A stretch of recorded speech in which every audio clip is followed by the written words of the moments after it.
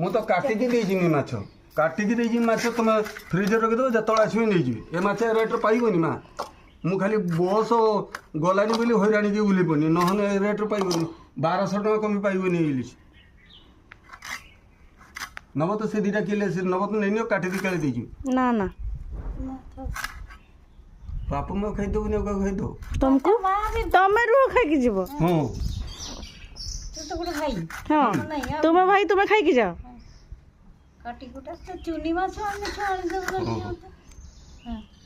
ମାଇ ମାଛ ଦେଖୁଛ ତ ମୁଁ ନା ତମେ ଗାଳି ଖାଇବ କି ମୋ ବାପ ତ ଗାଳି ଖାଇନି କଙ୍କଡ଼ା ବିକ୍ରି କରି ବୁଢ଼ା ପଡ଼ିକି ମଲା ଆଉ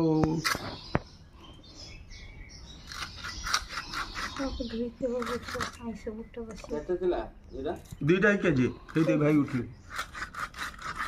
800 କହୁଛୁ 700 ଦବା